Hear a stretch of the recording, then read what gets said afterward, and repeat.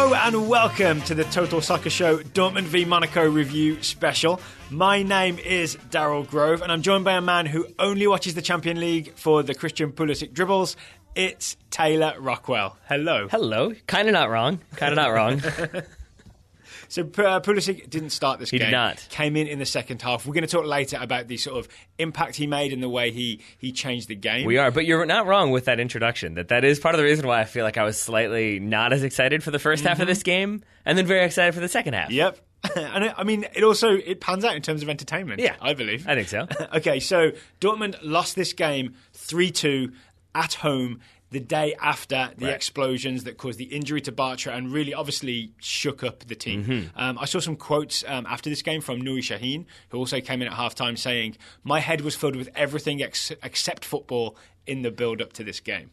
Right. So there's a feeling that maybe a 3-2 defeat, given everything that just happened, is actually kind of a good result for Dortmund. Yeah, and as George said on Goalmouth this morning, there was some speculation amongst the German press that this game shouldn't be played now, that they should give them a week or maybe push it back even further. I was surprised. So I was in the office yesterday when they announced, watching it on TV, when they announced the game's postponed, and I was like, okay, when's it postponed till? Next week? And they're like, tomorrow.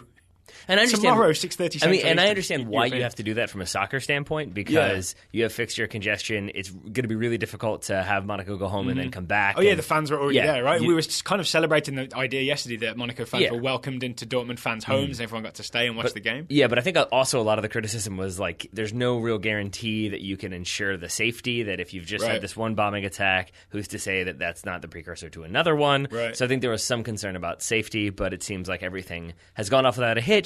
Unless you're a Dortmund fan who was hoping for a win. So, yeah, I guess maybe results-wise, you would have hoped, or Dortmund, it would have been better off a week from now. Not least because, for example, Marc Bartra, the arm injury he sustained in the explosion from, I believe, shattered glass, to what I understand, could not play in this game. Obviously, had surgery on his arm. He's one of their key centre-backs, and maybe it's no coincidence that they concede 3 goals in this game. Yeah, I think so, because my guess would be that if Bartra were fit and healthy, he would have started this game instead of maybe, say, Sven Bender, who's coming back from injury. The commentators, who didn't get a lot right in this game, did get it right when they said shots fired at looked Clive a little Allen. rusty. I mean, they had some interesting takes on some interesting things, but they even said he looks very rusty and it's showing. Yep. And I think you could look at the own goal. I think you can look at a couple other incidents where he just looked a little bit slow on the ball and reacting to the ball. Okay, yeah, I think that's fair. I mean, there's one where he reacted by heading it past his own keeper, right? Yeah. So, all right, so let's maybe just analyse this game on its own terms as a game of soccer, but with like maybe in the back of our heads that you've got to remember all the time that the Dortmund players, had a real sort of shock yesterday, and it's very soon for them to be playing soccer. Absolutely. All right, so first half. No Pulisic starting. Dortmund go with Ginter and Schmelzer as their wing backs. Don't get a lot of attacking play going. No. And on second viewing, I think we figured out that Monaco did something very smart. Yes. Didn't let Dortmund play. That's why they're 2-0 up at halftime. Right. It seems like if you're starting Schmelzer and Ginter, and then you've got Bender, Socrates, I'm not going Papastopoulos. I'd stick with Socrates. There we go, yeah. And Piszczek. It looks like basically the plan was maybe to play through the middle to try to get possession between Weigl, Kagawa, and Guerrero. Yeah. The issue, though, was that front two, Monaco came out in the 4-4-2. You had Radamel Falcao and Kylian Mbappe. They did a really good job of marking out Julian Weigl. So essentially the center backs could not play through him, and the few times that they could, he would be under pressure immediately and almost always had to drop the ball right back. So that's what Dortmund like to do. If you haven't seen much of them this season, Julian Weigl is like the go-to guy. Give him the ball, he will sort of start a play, he will make something happen. He is a deep-lying playmaker, and you're going to be hearing about him for at least 10 years, probably more, right? Yeah. There's a German team going to be built around him at like maybe a couple of tournaments hence. I think Dortmund hope it's a German team wearing yellow. No, a national team is what I'm saying. I see what you mean, yeah. I'm saying that's how important he is. Monaco recognised that, and they just blocked off that sort of channel. Didn't let them go through him, and then all they've got is the wings, which you've got Schmelzer and Ginter. Ginter's basically a centre-back, right? Well, see, and that's where I think the idea was that if you are Thomas Tuchel and Borussia Dortmund, maybe the concern was that counterattack from Mbappe and Falcao, you want to shut it down a little bit, so you keep that back three, they'll contain those two strikers, and then you put more defensive-minded players on the wings. Yeah. They will be far more responsible in terms of handling counterattacks than maybe attack-minded players, so you can shut down the counter, you can shut down those two strikers, play through the middle, you're golden. The problem was Monaco didn't really allow that to happen, and those fullbacks didn't really do a great job of marking up on the counter. Okay, so Monaco get a penalty kick in the 16th minute, which they do not score. It is pulled wide. But again, this is sort of like one of the flaws with the Dortmund game plan is if Monaco do get a quick counter, you've got Mbappe up against some not as fast defenders. Yes. And so it's Mbappe. It is Mbappe, right, who draws the penalty here. It's Mbappe, and then it's Socrates who gets the yellow card. I would say you could say there was minimal contact or maybe minor contact for this one, but I think we understand why the referee did end up giving this as a penalty. Yeah, so Socrates did get his hand on Mbappe, right? And what I think I saw he went to second base on Mbappe.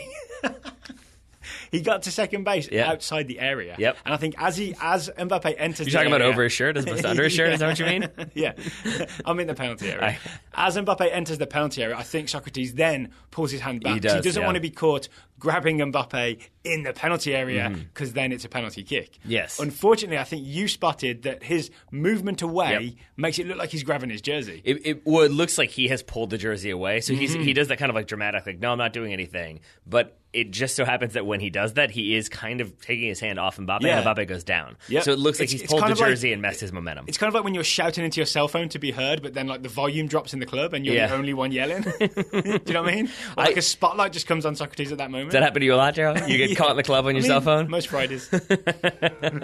So penalty given, and maybe an incident or instance of ball don't lie, where it's Fabinho who steps up, shoots it wide. Maybe Berkey would have had it covered regardless because he does a good job. Fabinho does a good job of putting the ball on the floor, which is always difficult, but he doesn't hit it very hard, and he certainly hits it wide. So no goal. So everything's good for Dortmund for the next 45 seconds, maybe? Because, that was in the 17th is when the ball goes wide. 19th minute, Mbappe on the score sheet. It's Mbappe again. It's the Mbappe with the old, right thigh, left thigh goal? Sure. The classic right thigh, left thigh goal where you just bounce it off your two thighs. Definitely deliberately and not offside. Yeah, I think both of those statements might be incorrect, although the commentators, as I said, would back you up by saying that he was totally onside and totally meant to do it exactly that. To be clear, he was, right? Mbappe was like a good half of his own body offside. Offside, yes, not onside. And then they had the second bite at the apple, and they went for it again with the, no, he's clearly onside. But no, Mbappe offside, but maybe we should start all the way back at the beginning of this sequence. Yeah, so this is a counter-attack. Again, this is probably the best counter-attack of the whole game, I want to say.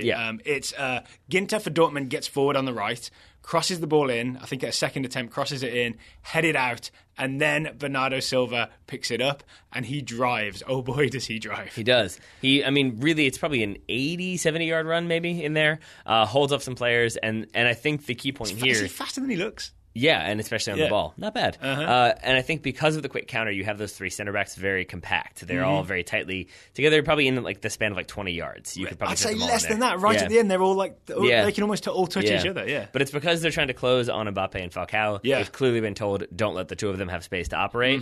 But because of that, Took you it have... too literally? Yeah. But especially because they're all focused on those two, you've got acres of space out wide for players to run into because you've got the aforementioned players out of position. Yeah, because Ginter's pushed for away. Opportunities. It's 27 is Lamar, is the guy who just appears kind of late. It's like Dortmund have all panicked and tried to get back in shape, and he's the one that just calmly strolls up the left wing after the panic has already happened elsewhere, and he's wide open to receive that ball. He is, and then he plays it back across for Mbappe. I'm assuming for Mbappe. Yeah. There were two at the far post, right? Yeah. So it could have also been for Falcao, maybe. Maybe. But in the end, it's him about half his body length offside, but they give it to them. If you look at the replay, the assistant referee is about a half a yard behind, maybe a full yard behind the play. So it might just be that it looks as though Mbappe has come from an onside spot, even though he is not. Oh, okay. So if you were Dortmund and you were going to maybe appeal for one goal to be pulled back, you'd go for this one, right? Yes. Not for the own goal. No. Because I feel like what I'm saying is I think they didn't really appeal hard for offside, even though Mbappe definitely was. Yeah. Bender, after he scores the own goal later in the first half, really puts in a long complaint, and his teammates join him. Yeah, but it's also one of those situations when you can call for offside and they're not going to give it to you, but what's the point of continuing to complain? So I feel like we'd be frustrated with them for continuing to complain. It's like, come on, we all know you're not getting that goal back. It's offside. But then, or it's not offside, rather, according to the referees. But then for the second one where it is Bender complaining the whole time, then we're like, oh, it must be something because he is complaining. So it can be the weird thing of a player complaint can be a little bit misleading depending on how vociferous it is. And we've watched this a few times, right? So the crux of this is what, around about the 35th minute, it's the second Monaco goal. Bender heads it, it's a raggy cross, Bender heads it into his own arm and then past the goalkeeper, Berkey, but then claims that Falcao essentially tripped him and caused him to do it. And I think he has kind of a case in that there is contact, I think. I think Falcao catches the back of his heel, and I think it just upsets Bender's run, and that's how he ends up sort of being not in the sort of the line that he was originally running. He has to adjust, then he's out of shape, and then he sort of heads it past his own keeper.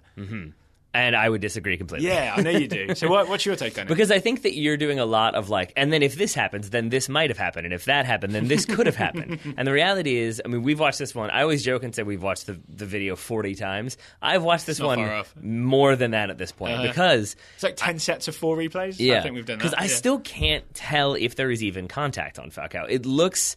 like there's no real tight angles. I think in the end that there probably is, but it's not deliberate by any means. They're both tracking the ball. So it seems like maybe there's a little bit of contact between Falcao's foot and Bender's left heel, I think it is. And you do see him putting his boot back on afterwards. Except he's not really doing anything. Yeah. It's not like his heel is pulled out. Like we've both gotten flat tires where your heel pops out of your shoe and you can't put it back on. Is that called a flat tire? I think that's what it's called. All right. But, I like it. But in that it looked more so that he was like, oh, I should make it look like I'm adjusting things and my heel really hurts.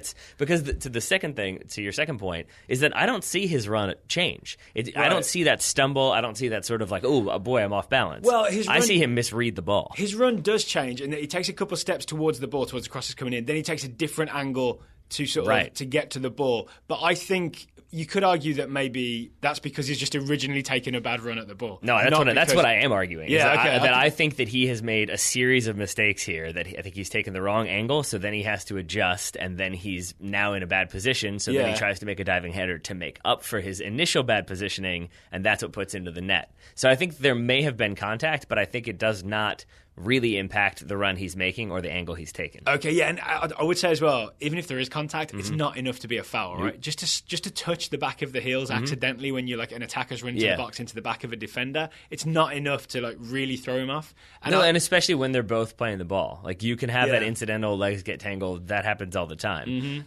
And he just the way he reacts, I feel like it is maybe a little bit there was contact, and I feel like it should have been a foul. But in most situations, when you score an own goal, you are looking for any way for it not to be your own fault. Is this kind of it? It's mostly like, I'm very embarrassed by this. I'm not happy about it at all. I'll look for a reason for it not to be all my fault. Yep. Yeah. That's what I would say. You know whose fault it might be a little bit as well? Is Ginter.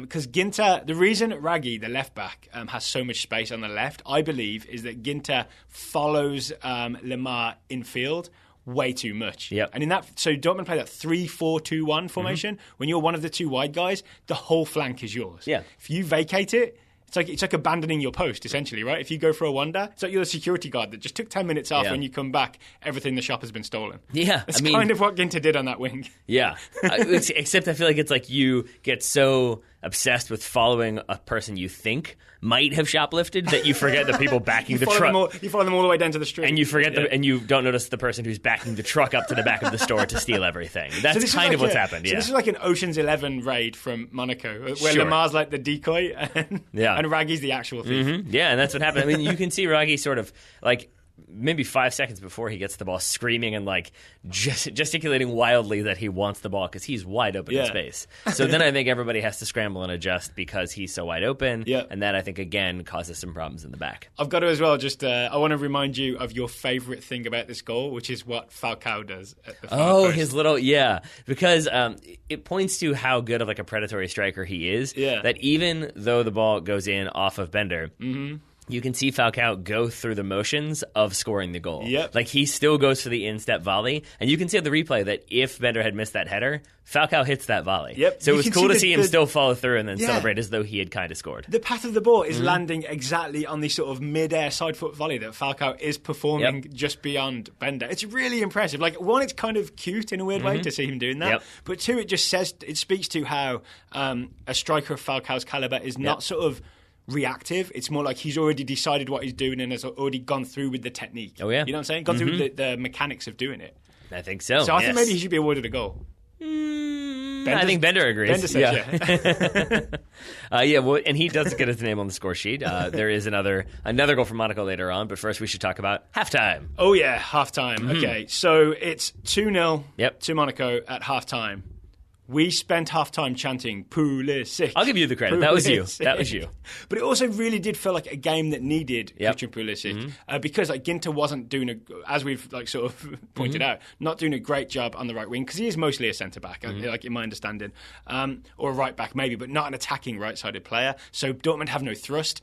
Tuchel makes 2 changes at half-time. I mean, that's pretty extreme. He brings on Sahin. He brings on Pulisic. And what we have now is, I think Schmelzer comes off as well. Yep. He pushes Guerrero as well, Guerrero out to the left wing, and he pushes Pulisic out to the right. So suddenly you have much more attacking wings, and you have Sahin, another ball player, coming to sort of give Julian Weigl some help. Sorry, Julian Weigl. That's how I found out you should pronounce it. Yep. So now you have 2 options to play to coming out of the back, and it works for the first 15 minutes. I think now you have 4 options to play out of the back. Because they can go wide to Pulisic and to Guerrero, and they can make something happen. And it really works. Like for the first 15 minutes of the second half, Dortmund are on the way back. Yeah, I mean, and I would say, and especially in the first 12 minutes, because in the 57th minute, that's where you have Dortmund's first goal. They pull one back. Yeah. And before we analyse this goal, can we just talk about what happens from minute 46 to minute 57? I feel like Pulisic has at least 3 moments where he goes down the right and gives Raggi just absolute nightmares and creates chances for Dortmund. Right. And I want to say this isn't just our pro-US men's national team Christian Pulisic bias. This is a thing that definitely changed in this game. Well, I think it's a thing that... Or am I just being biased? I think you're being biased. Okay. Well, I think we wouldn't care so much. I mean, that's the honest truth. We wouldn't care so much about this game if Christian Pulisic weren't playing. Fair, yeah. I mean, to have an American in the quarterfinals of the Champions League, potentially making the semifinals, it's very exciting. I think that it also was exciting because we saw things here that we haven't seen from him previously. Yes. Earlier in the season, we were at times frustrated by the way he would sort of do that, get to the end line, cross the ball back, hit into the 6-yard box, not really care who was there, but he's just sort of like, this is my job. Play it into a bunch of defensive shins and it gets cleared, right? Yeah. So here to see him take people on, beat people to the end line, but have a smart ball in the end or a smart cutback or a smart squared ball, I really enjoyed seeing the kind of diversity in his attacking approach. Yeah. And I think in as much as I enjoyed seeing that, Monaco did not. Yeah, what you saw 3 times is very similar move, which is Pulisic pulls wide, Dortmund switch it out, a big ball out wide to Pulisic in a way that they really couldn't have done to Ginter. He brings the ball down with some really impressive control 3 times. Then he just uses essentially a little bit of trickery but a lot of pace to get past Raggi, get to the end line. Right? And then this is a situation where we would have got that kind of frustrating Pulisic ball that is easily cleared last season, I would say. Instead, even twice, in the beginning of this season, I remember talking about this season. Yeah. Oh, wow, it's a long year, right? September was this season. Twice he cuts it backwards, which is, I think, a really clever move because no one knows that's coming. One of them ends up in a cross, one of them's a Dembele chance. The other one, I think, he does do that low-driven ball, but it almost reaches Aubameyang. It takes a bit of heroic defending from Glick to cut it out. Yeah. So we've seen progress from Pulisic and we've seen him come on at half-time and change a game in Dortmund's favour. Because I'd also argue, in fact, you made the case to me, that it was Pulisic's sort of attacking play down the right that kind of opens up the space for Dortmund's first goal. Yeah, I mean, I think you could say, he basically gets that ball out wide, takes on a player, squares it to, I believe it's Sahin. Sahin spreads it wide and then that's where the ball comes in. It goes off the Aubameyang back heel, goes into, and it's a whole combination of plays. It's an amazing goal. We'll have to talk about that separately. And this is where the bias comes in because normally we would not care about the person who passed the ball 6 players ago. But in this sequence, Football Weekly will be focusing on the Aubameyang sort of scorpion flying kick back heel. And we probably should because it's an amazing back heel. But I'll say that you definitely have Monaco crowding that right-hand side now because Pulisic is there, because he's beaten them 3 times in a row. And because Raggi's terrified, right? I've been that defender where you suddenly realise, oh, this guy's faster than me, I am in all kinds of trouble. So everybody's sort of crowded over to help him, essentially, to stop Raggi getting burned one-on-one. Yeah, and then that's why that ball switches to the far side. To Guerrero, I believe? I believe so, and that's when the ball comes back in. And you have that back heel from Aubameyang, the kind of flying half scorpion, half, I don't know what it is. But it is, I'll say this, intentional. That he is definitely trying to put that into the path of Kagawa. Yeah. He does so. Kagawa does well to take that touch. Maybe could have gotten a penalty if he'd gone down, but instead it rolls to Ousmane Dembele, who finishes it. Is Kagawa trying to go around the keeper, or is Kagawa trying to square it for Dembele? Which is I think he's trying to go around, but is also okay with squaring. Because it seems like he continues his run. It's not that he just plays that ball and stops. He tries to get around Subasic, Yes. and that's where the contact occurs, but that's why it's wide open as a result. So I think he's trying to get around to maybe play the ball himself, or at least just pull the goalkeeper out of position. I'd also say that the Aubameyang pass, the backheel scorpion flying kick pass, I don't quite know what to call it. Scorpion? No, I don't think so, because it's like I don't know what you'd go with. It's very unorthodox, right? It's a side scorpion. I would say it's such an unorthodox side scorpion that it kind of confuses the Monaco defence. Yeah. Because the next passage you play happens quickly, right? The Kagawa square and the Dembele finish. But the Monaco defenders are all standing in a line. I think a couple of them appeal for offside, but most of them are just like, huh? Well, That's not supposed to happen. Yeah, I think it's more that they're just sort of like, wait, what? Like that ball went behind, and then in the span it takes to turn, like and maybe try to react. That ball is basically already in the back of the net. I guess I'm watching it in slow motion too much. Yes, they all turn around very slowly. Yeah. So that's 2-1. Yep. It's 2-1. Still to Dortmund, 2-1. But to Monaco, 2-1. Yep. But Dortmund have the momentum. But then they never quite get that equalising goal when it felt like they would. And I think Monaco do a good job of. I think they get men behind the ball and kind of just sit deep. They manage to get bodies over to the wings to stop that attacking play from Pulisic. And it looks like they're getting out of there with a 2-1 win. Yes. And then Piszczek passes to Socrates in the back. Yeah. Not a great idea. And I think this is where I think you're right that Monaco, after that goal, they make a change. They take off Bernardo Silva. They bring on Durar, and they they kind of sit back. I think a little bit more. They just try to contain, maybe stop the bleeding a little bit. Then they start to push out a little bit more, put them under pressure, and that's where this goal comes from. Is essentially again, it's Falcao and Mbappe running, cutting down channels, cutting down options, and eventually they force Piszczek to drop back to Socrates. And I think Socrates feels that pressure as well. Tries to, basically starts to already move with the ball before the ball arrives. That's why he's not moving to meet it. That's why it buys Mbappe maybe that little quarter extra second to poke a toe in and win the ball, then go and straight to goal and score from 20 yards out with a really nice finish. Do we think Socrates knows Mbappe's there? Because I felt the way he turns it is as if he's just expecting the ball to come with him and no one can possibly intercept it. I think he is aware that he is about to be under pressure, and all he can do is either kick the ball long, and I don't think he trusts himself to do that because there's the fear that you'll just kick it right into the player who will then go to goal. So I think his only other option is to take it away from pressure. And but so you've got to take the ball with you if you're going to do that. Yeah, because I think he's trying to do it because Mbappe is so quick. I think he's trying to kind of hurry the ball along, and the ball is just not ready to get there yet. But all credit to Mbappe. Yeah, I mean, and we're really focusing on what Socrates did here. The reality is, it's maybe 30% his fault because he should move to meet the ball, and I would say 70% Piszczek's fault for dropping a square ball with Mbappe waiting. That can be be intercepted. Yeah, but it's 100% Mbappe's fault. Yeah, well, credit maybe. Yeah, because he really does break on that fast. Yeah, didn't you notice that he looks at the ball, but he also looks up and somehow checks everything. Looks at everything on the entire field in a millisecond. Yep. Yeah, some bionic eyes. I mean, he does a really good job of constantly. I think I found his secret. Yeah, yeah, sure. That's. If anything, it's like a robotic neck that allows him to be on a swivel. Then he can see everything. But he does a really good job, of keeping track of the ball, but keeping track of the goalkeeper, keeping track of his position in relation to the goalkeeper to make sure that there's no one else around him. It is that kind of quick, if you watch it on the slow-mo replay, those quick few seconds are a good indicator as to why he is so good. Oh, yeah. I even enjoyed his celebration, the knee slide with the hands across the chest. Yep. It's kind of I don't know, it looks like calm and regal kind of thing. You know what I'm saying? Yeah, except that he had no one near him because he had broken so quickly. So he had to slide and then kind of stand up and then walk towards Falcao, who was the closest player to him. It looks a little better when you end up getting mobbed as opposed to oh, okay, we're done here, I guess. All right, this goes back to the Sahin quote. He was saying that at 3-1, he said to his teammates, I didn't know he was such a talker, but this is what he was saying on the field. Okay, if we can get one more goal, we're golden, as in this will be a good result. And they do.